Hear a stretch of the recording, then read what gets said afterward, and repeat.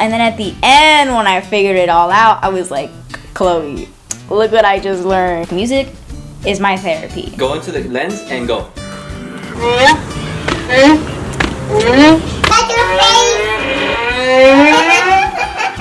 I'm a lefty playing a right-handed violin. I'm a lefty playing right-handed instruments. That's how I've always been.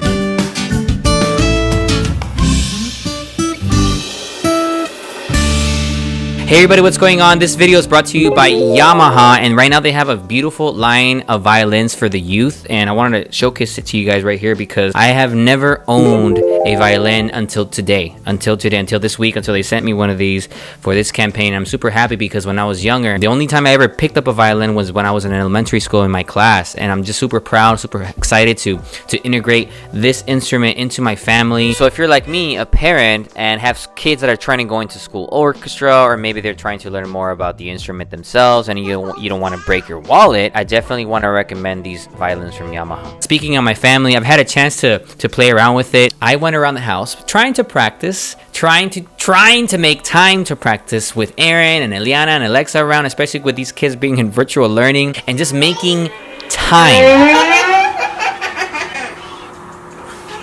Let's do it again, Dad. Since I don't know how to play the violin, what I do know how to do is make some sound effects. And I'm gonna cut it open.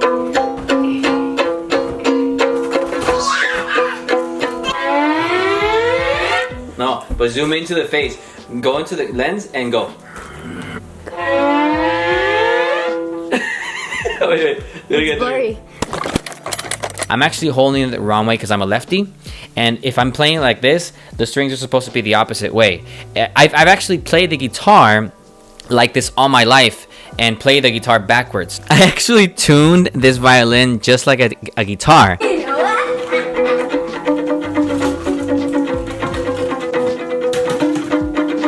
There's no way I'm going to be able to teach you how to play violin, but what I can teach you is the importance of music and the importance of instruments in your life. I've owned guitars, electric guitars, I have a piano here, I have a cajon, I have different types of instruments that I teach to my kids, that I integrate with my family, because in my opinion, it's really important to have that component in your life, to learn how to play an instrument. But I thought it would be really funny to take Aaron out to different places in San Diego and just run around and him being a kid and me right behind him playing the violin, but also making like funny sound effects.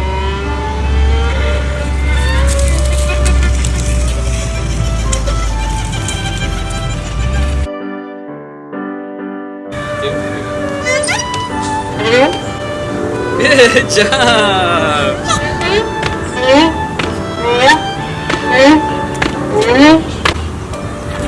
Yay!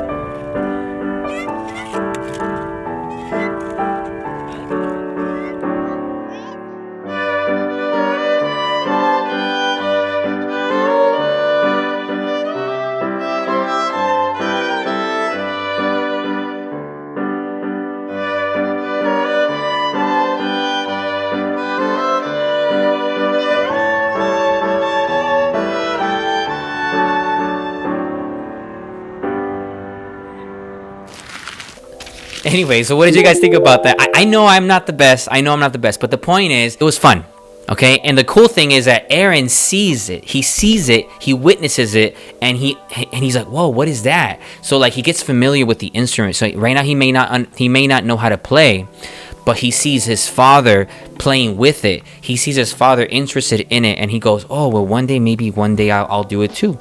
You know, and I think that's the logic and my philosophy behind like instruments, having them around the house. I may not have Alexa become a singer, maybe not a guitarist, but it's good to have a piano around. It's good to have a guitar around. It's good to have instruments around. It's good to have a violin around. And that's why I'm so proud to be working with Yamaha, because they make all kinds of instruments, specifically this one, a violin. So now I'm going to bring Alexa in so she can talk to you more about why instruments are important to her. My glasses are dirty. You get the dirty glasses. Why I think people should own instruments. I feel like it develops your brain, like, to think better. It's kind of like when you do, like, brain puzzles over time, you get better at those puzzles, you start thinking more, your brain becomes more active. With instruments, it's like the same thing, because, except their sound, it's really cool. It's like every single time you're learning the instrument, you're learning something different. You're learning new sounds, new keys, different keys. And it gets pretty frustrating in the beginning. Definitely as someone who's taken a piano class before, I'm gonna tell you, not all of the days were best, but there were some days after I had learned the piece that when I got to play it, it felt really good. Like, whew, I remember how many times I complained to my teacher. I was like, Sensei, I don't want to play the piano. It's boring. And it took me so long, and it wasn't until the concert, like that little show we had, where I got to play my small little piece. I was super nervous after the concert, and after I played my piece, it felt really good to know that I finished it. I don't know, it's really cool, and like, it feels really good learning your favorite song. I remember how many times I'd be like, whoo, I got this song stuck in my head, and then I would go down to my piano in the garage, and then I would just figure out how to play it, and then I would mess up. I would get the wrong key. Instead of C, I would accidentally press E. But then, like, once I got the hang of it, I would show my dad. I'd be like, Dad, look what I learned. He'd be like, Sugoi. I'm proud. I'm so proud. Very proud of me. See, I never took violin classes. I took a couple months of piano, but I you know what? Right, let me see. I feel like maybe I could do as well as Coyote in like Your Lie in April. I could be like, if you like listening to music, right? If you really like listening to music and you really want to indulge yourself in the music that you listen to, then it's great to learn the instrument, because then like you can play your favorite piece. It feels really good to play your favorite piece. For example, I have a ukulele upstairs, and I'm really happy my dad got me one. Like, I don't know what I'd do without a ukulele. Whenever I was really frustrated and I wasn't able to get my anger out or get some sort of sadness I had out, I'd just like cry or like lay down and like, I don't know, do nothing. But whenever I'm thinking really creatively, or I'm like, oh my god, this is really stuck in my head, I'll go to like my ukulele or piano. So I feel like definitely it's a good way to like distract yourself if you ever have any issues going on. It's a good way to relax you. I was calling my friend last night. She was learning Nunca es suficiente on the guitar. I was learning like Love Like You and Drift Away on the ukulele, and I was like, okay. I was like, I was like, wow. And then at the end, when I figured it all out, I was like, Chloe, look what I just learned, and I was playing it for her. I mean, because instruments literally bind almost everything together. It's literally what makes your favorite music. Music is my therapy. I love what Alexa had to say about instruments. I think she's absolutely right. I think that we could use instruments as forms of therapy. For example, when you're stressed or you have anxiety or you're feeling sad. I remember feeling sad whenever I felt sad, especially right now as an adult, you know, being sad with so many kids. Just kidding. See how you are, you just have to say that you're fine when you're not really fine. It's important to like relax. So I'll grab my guitar. In this case, I'll grab the violin, right? And just like play, right? Like even the sound like the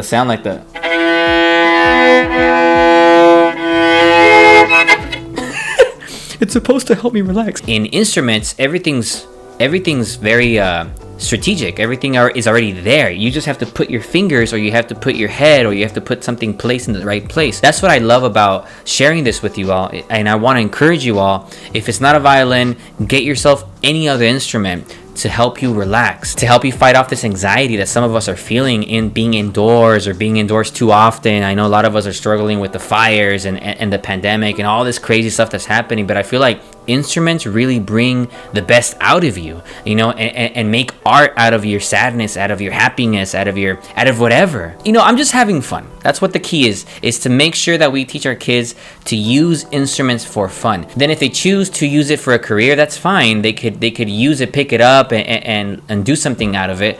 But instruments to me are therapy. That's it. Make time to practice. I think that's the discipline, you know, and as you get older, especially if you guys are kids watching this video, it's going to teach you to be patient. It's going to teach you to have discipline. It's going to teach you to have some sort of creative flow. Anyways, reality changers, thank you so much for watching this video. How do you use instruments in your life? Do you use them for fun? Do you use them for therapy?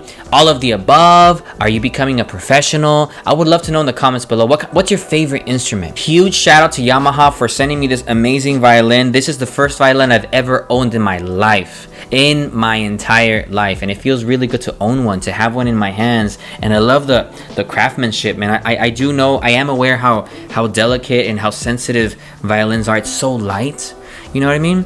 And it sounds beautiful. I mean, look, I'm a lefty playing a right-handed violin. I'm a lefty playing right-handed instruments. That's how I've always been. But it doesn't stop me from being creative. It doesn't stop me from having fun. It doesn't stop me from using tools like instruments to enjoy myself. If you want to teach your kids to get out of their heads, buy them an instrument. And yeah, that's it. I love you so much. Thank you for watching. Don't forget to smash that like button. I definitely want to give Alexa a shout out because she said some really valuable things that I think a lot of teenagers should know, is that you can do it. Just practice, as crazy as it sounds. You know what I mean? Let me try something cool.